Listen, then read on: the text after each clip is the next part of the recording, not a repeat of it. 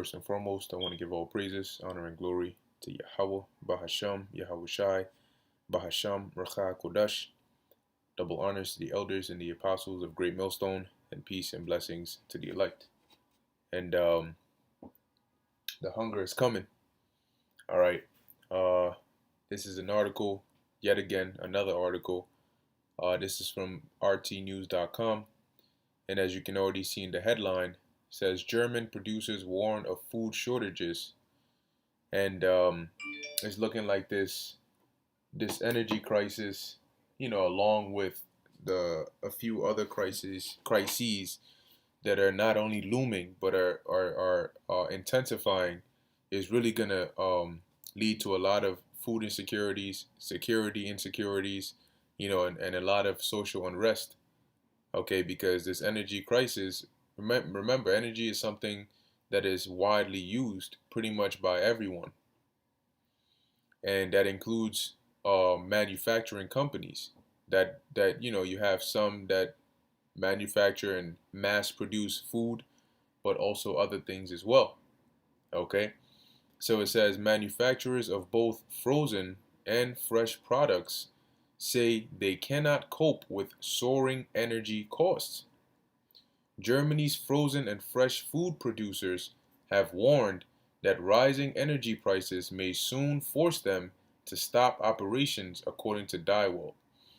Now, as these crises get more dire, people are going to be looking for government intervention, and that's going to lead to rations, and rations lead to governments having more control, because you call them to step in, they step in, but that means you need to give them more control in order to step in. And when they step in, and now you want your freedoms back, you realize that you can't get that, right?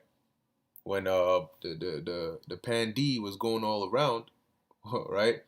People's governments started to step in, and they required these emergency powers and these new acts and these new terms and things they put into place, and before people knew it, their freedoms were taken away. But it says here, and I believe it was in Sri Lanka, the whole gas situation, where people were required to show QR codes in order to get gas. So when they start to ration things, that means you have to go to them for it. All right, that means they also come down on hoarding. So don't be surprised as things get worse. Eventually, when they declare martial law, when they start going house to house, rounding up people's goods and people as well, as it tells you in Second Ezra, the 16th chapter, they shall cast them out of their houses. But going on, it says and it's very important to keep up with this news, because it's progressing. It's not static. It's not just staying in one place. It's progressing. All right, and it's going all around the world, along with other things. There are significant supply gaps in daily food supply for people in Germany. The situation is more serious, or Salakia, the situation is more than serious, an open letter from the industry said. Companies now fear that production lines will soon come to a standstill, and that refrigerated logistics centers for food distribution will be closed. Some are even preparing for possible insolvency. All right, and let's type that in here. Insolvency. If I spelled that. The state of being inability to pay one's debt, bankruptcy, in other words, collapse, ruin, failure. Okay, and that's not something you want to hear from anything dealing with food manufacturing or food production, because that's bad news for you.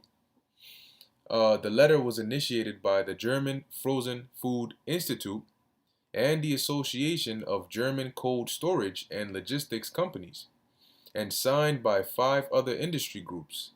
It was addressed to Chancellor Olaf Scholz, Federal Minister of Economics Robert Habeck, and Federal Minister of Food Sem Ozdemir. According to the authors of the letter, The financial standing of food producers is deteriorating every day. And this is exactly what they want. This is a part of the process of you owning nothing and you liking it, right? You're gonna eat the bugs. All right, you will eat it and you will like it. Um, it says here, according to the authors of the letter, the financial standing of food producers is deteriorating every day, which could soon result in a wave of bankruptcies in the industry, in the food production industry. That's not good. Doesn't sound too good. It sounds prophetic, but it doesn't sound good for people. They warn that government intervention is needed to salvage the situation. In particular, they are calling for financial support for energy intensive medium sized producers. Oh, okay. That was a pretty late airdrop. But yeah, so going on, it says in the deep freeze chain, the food industry is currently experiencing the worst crisis since the end of the Second World War. And you know what? It's only going to get worse and worse and worse until the prophecies get fulfilled. And the prophecies, I believe, Second Ezra, the 16th chapter, for example, goes into how a lot of people on the earth are going to die or perish of famine. And then it says, I believe it's around the 18th to the 24th verse, around that area. But it goes on to say, and those that escape the hunger shall the sword destroy. So until you start seeing that happening, guess what? This thing is only going to get worse, because the reason these things are happening and food insecurities are becoming more of a main issue is because it's leading to the fulfillment of the prophecies. Those prophecies, those biblical prophecies, have to be fulfilled. And what you're seeing now is the beginning stages of it. Whether you believe it or not, whether you like it or not, that's not going to stop it. And if anything, if you if you choose to remain ignorant, that's going to be to your own demise. Right? As it says in Romans 3:3, for what if some did not believe? That's not going to stop these things from happening. Every day you wake up and you see these articles or you listen to the news, you can hear what's on there. And it's not stopping because you're saying, oh, I don't believe it's going to get to that point. It's still happening. And it's still getting worse. The food industry, da da da da. It says it's a minute to 12. Act now, otherwise the refrigerators and freezers of the German population will soon be empty, the letter urges. Now, they're already planning for, in case the whole grid goes down, they're already planning for social unrest because people cannot heat their homes.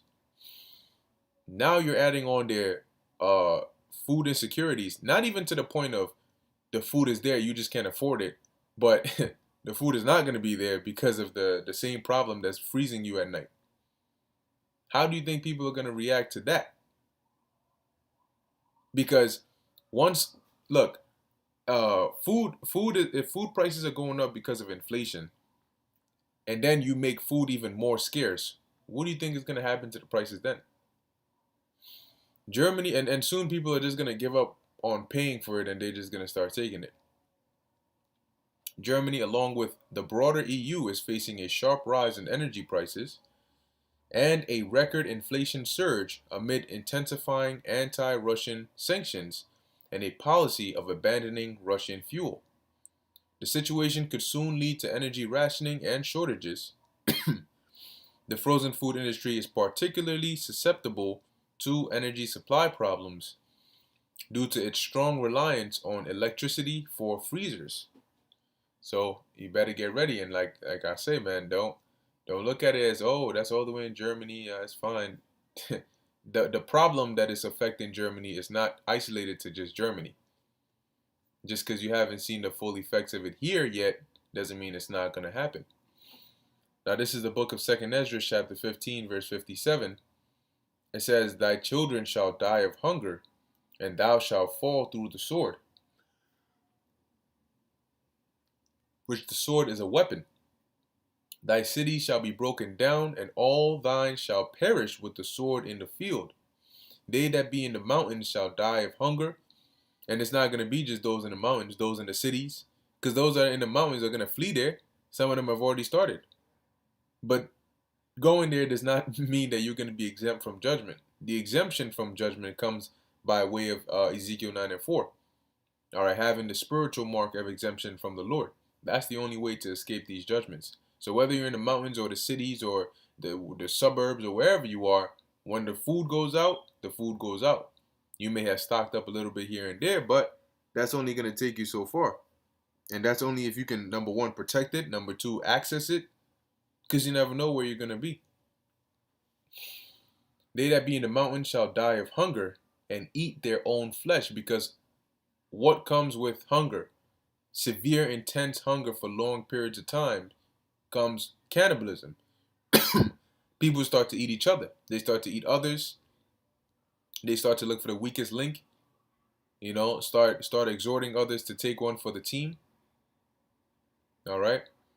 It says, and eat their own flesh and drink their own blood for the very hunger of bread and thirst of water. So you can imagine just how intense that hunger and thirst is going to be, because blood is not even something blood is thick. It's you know what I'm saying? Like, just even looking at it, you can so people, I mean, sheesh.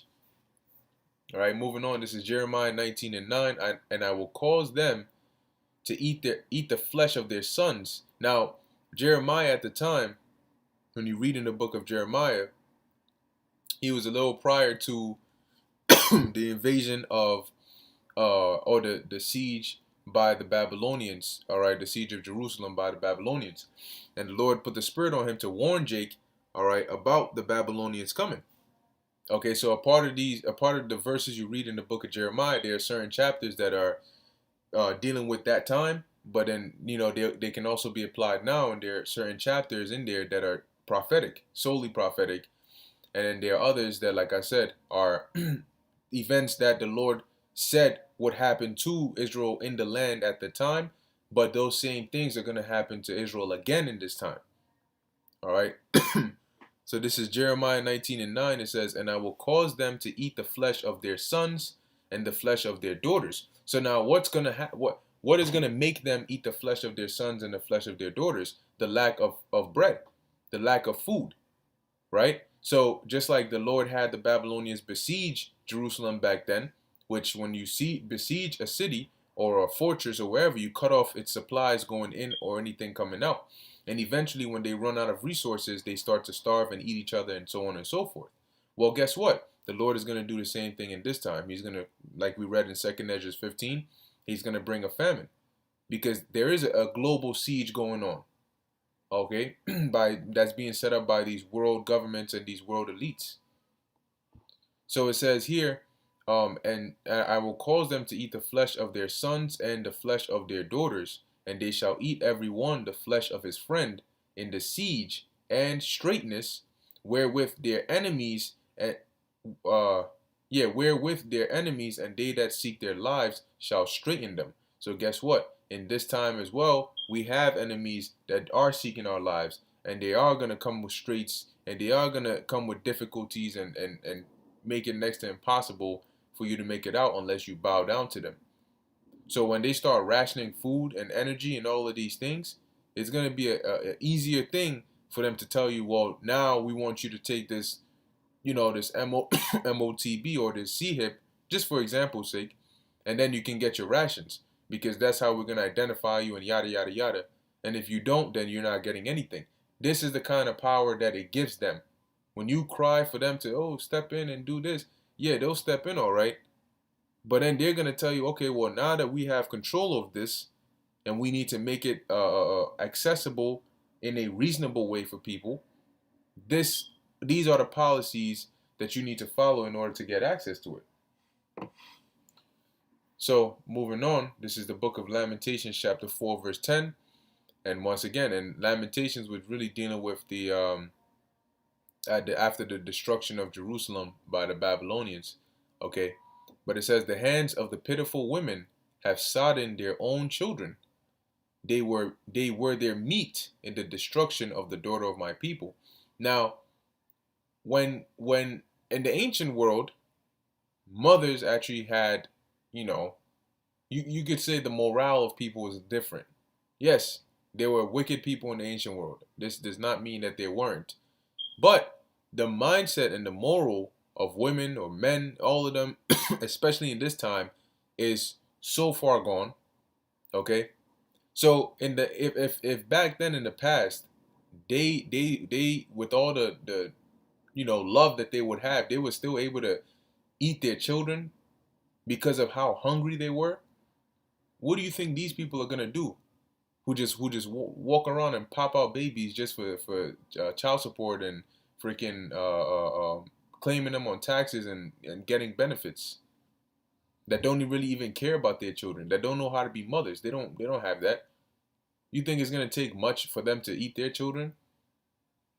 A lot of them have kids for themselves, and then they use the children as a means to get back at the baby father, the baby daddy, or whatever, as a weapon. They use their children as a weapon for them. So you have a lot of people out here who are not, parents for the sake of their children. They are for themselves. So do you think it's going to take much if it comes down to them or their child? You will have people eating their children in these times as well. You will have people seeking to eat others, because that is how messed up they're going to be. They're going to lose their minds, quite literally. And when they lose their minds, it's not going to be strange for them to eat their children or to eat other human beings. Okay? They don't have the resolve. Neither are they expecting these things to happen. So when it happens, they're not going to be prepared. And they're going to get hit, and they're going to give in. They're going to turn into beasts of their environment. So, I mean, prepare to see some pretty fearful sights, because that's what these crises are going to bring. But anyway, with that, I'm going to end it here. Lord willing, that was edifying and informative to the elect. In closing, I want to give all praises, honor, and glory to Yahawah, Bahasham, YAHAWASHI, Bahasham, Rakha Kodash. And until next time, Shalom.